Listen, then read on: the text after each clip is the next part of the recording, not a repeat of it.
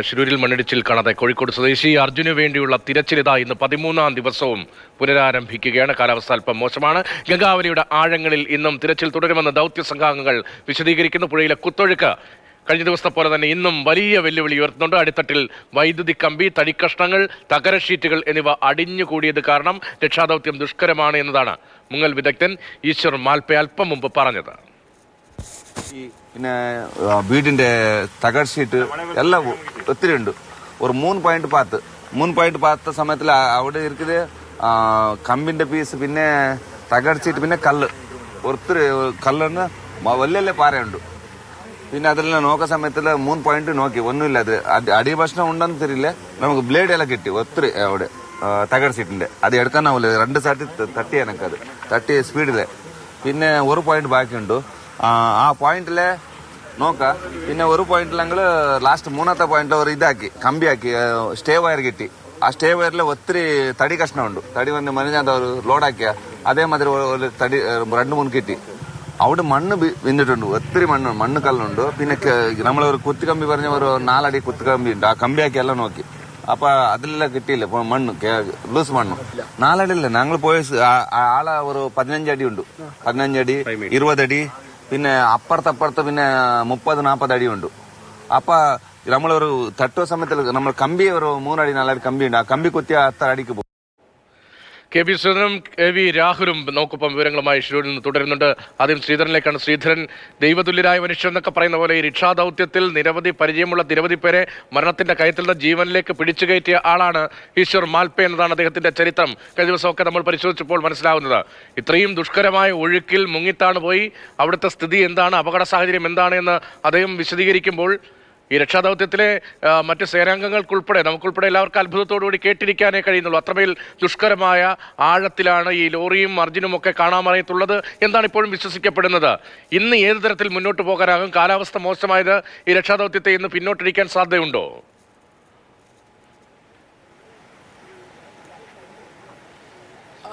സാധ്യതയുണ്ട് രതീഷ്. ഇന്ന് രാവിലെ മുതൽ തന്നെ ആകാശം ഇരുട്ടടച്ചു നിൽക്കുകയാണ്. ഇടവിട്ട് ശക്തമായിട്ട് മഴ പെയ്യുകയും ചെയ്യുന്നുണ്ട്.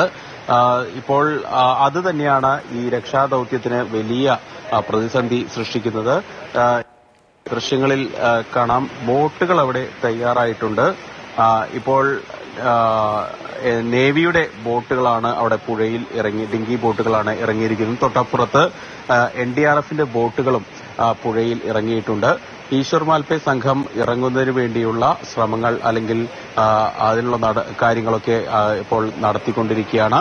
അല്പസമയത്തിനകം തന്നെ ഈ സംഘം ഈ പുഴയിലെ മൺതിട്ടയ്ക്ക് സമീപത്തേക്ക് എത്തിച്ചേരും. പുഴയിൽ ഇന്ന് കഴിഞ്ഞ ദിവസത്തെ നോക്കുമ്പോൾ ഒഴുക്കിന് ചെറിയ ഒരു വ്യത്യാസം, കുറവ് അനുഭവപ്പെടുന്നുണ്ടെന്നാണ് നമുക്ക് നോക്കുമ്പോൾ മനസ്സിലാവുന്നത്. പക്ഷേ ഈശ്വർ മാൽപ്പെ പറയുന്നത് അടിത്തട്ടിൽ വല്ലാത്ത തരത്തിലുള്ള ഒഴുക്ക് നമുക്ക് ഒട്ടും നിൽക്കാൻ കഴിയാത്ത തരത്തിലുള്ള ഒഴുക്ക് അടിത്തട്ടിൽ അനുഭവപ്പെടുന്നുണ്ട് എന്നുള്ളൊരു കാര്യമാണ്.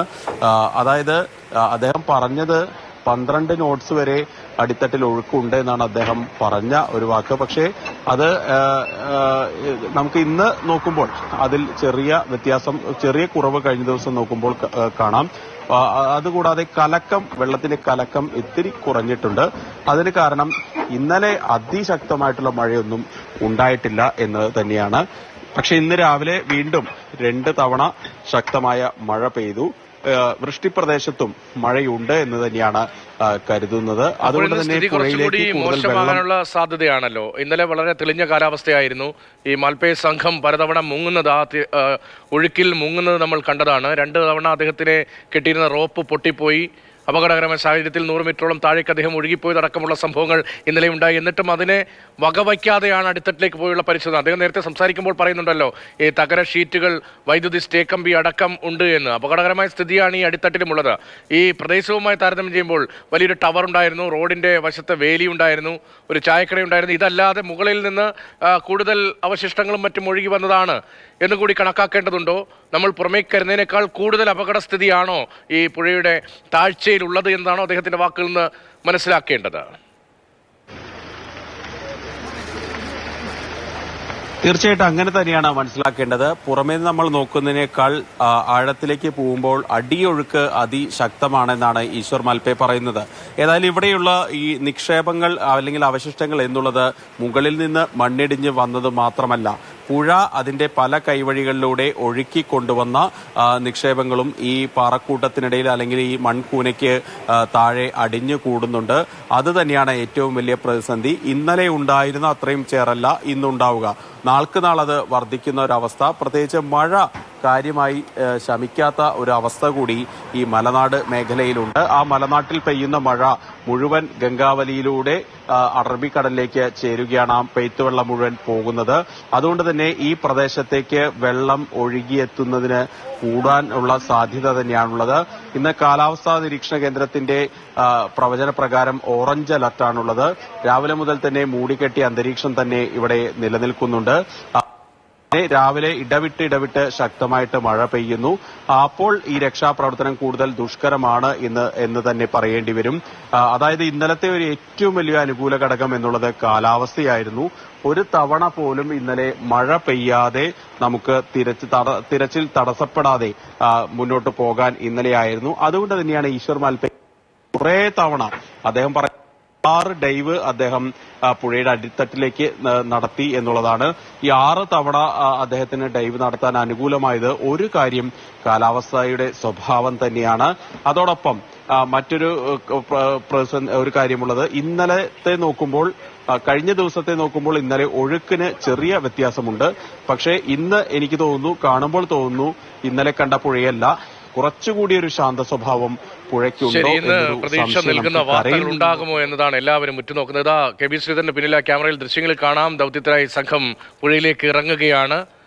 രക്ഷാ ദൗത്യ സംഘത്തിന്റെ നേവിയുടെ അടക്കമുള്ള ബോട്ടുകളും മറ്റും അവിടെ തയ്യാറാണ്. അതിലേക്ക് രക്ഷാ സംഘാംഗങ്ങൾ ഇറങ്ങാൻ പോകുന്നു. മാൽപേ സംഘവും ഇന്നത്തെ രക്ഷാദൗത്യത്തിന്റെ ഭാഗമാകുന്നുണ്ട്. ഇന്നലത്തെ പോലെ അതിന്റെ തത്സമയ ദൃശ്യങ്ങളും അവിടെ നിന്ന് ഇപ്പോൾ പ്രേക്ഷകർക്ക് മാതൃഭൂമി ന്യൂസിലൂടെ കാണാം. കെ ബി ശ്രീധരന്റെ പിന്നിൽ രക്ഷാ ദൗത്യ സംഘം ഇന്നത്തെ നടപടികളിലേക്ക് കിടക്കുകയാണ്. തിരച്ചിലും മാൽപേ സംഘവും ഒപ്പം വിദഗ്ധരായ മുങ്ങൽ വിദഗ്ധരും ഉൾപ്പെടെ ഉള്ളവരുണ്ട്. മറ്റ് സേനാംഗങ്ങളും ഈ രക്ഷാദൗത്യത്തിന്റെ ഭാഗമായുണ്ട്. ആ ദൃശ്യങ്ങളാണ് ഇപ്പോൾ കാണുന്നത്. കെ വി രാഹുൽ കൂടിയുണ്ട്. രാഹുൽ, ഈ അർജുന്റെ ലോറി കരയിൽ നിന്ന് 132 മീറ്റർ ദൂരത്തുള്ള 4ാമത്തെ പോയിന്റിലാകാം എന്ന പരിശോധനാ റിപ്പോർട്ട് ഉൾപ്പെടെ പരിഗണിച്ചുകൊണ്ടാണല്ലോ ഇന്നത്തെ രക്ഷാപ്രവർത്തനം മുന്നോട്ട് പോകുന്നത്.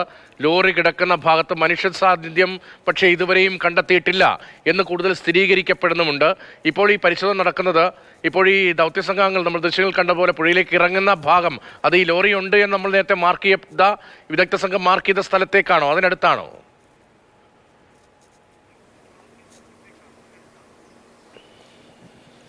പ്രതീക്ഷ, നിലവിൽ പുഴയിൽ തിരച്ചിൽ ആരംഭിച്ചിട്ടില്ല എന്നത് തന്നെയാണ്. പക്ഷെ അതിനുള്ള തയ്യാറെടുപ്പുകളാണ് നടന്നുകൊണ്ടേയിരിക്കുന്നത്.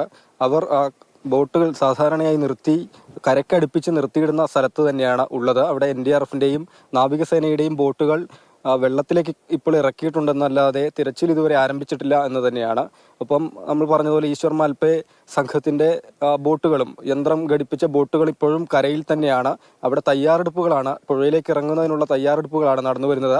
ഇനി ഇതുവരെ പുഴയിൽ തിരച്ചിൽ ആരംഭിച്ചിട്ടില്ല എന്നതാണ്. ഇപ്പോൾ ദൃശ്യങ്ങളിൽ NDRFന്റെ ഒരു ബോട്ട് വെള്ളത്തിലൂടെ പോകുന്നത് കാണാൻ കഴിയുന്നുണ്ടാവും. അത് കടൽ വരെ പോയി പരിശോധിച്ചതിന് ശേഷം തിരികെ വരികയാണ്. 2 പാലങ്ങൾ ഉണ്ട് ഈ പുഴ ഒഴുകി പോകുന്നിടത്ത്. ഒരു റെയിൽവേ പാളം, അത് മറ്റൊരു പാലം കൂടിയുണ്ട്. അപ്പോൾ അവിടെ തിരച്ചിൽ തുടങ്ങിയിട്ടില്ല. ഇപ്പോൾ അതിന്റെ പ്രാഥമിക നടപടിക്രമങ്ങൾ നടക്കുന്നതേ ഉള്ളൂ എന്നാണ് കെ വി രാഹുൽ നൽകുന്ന വിവരം.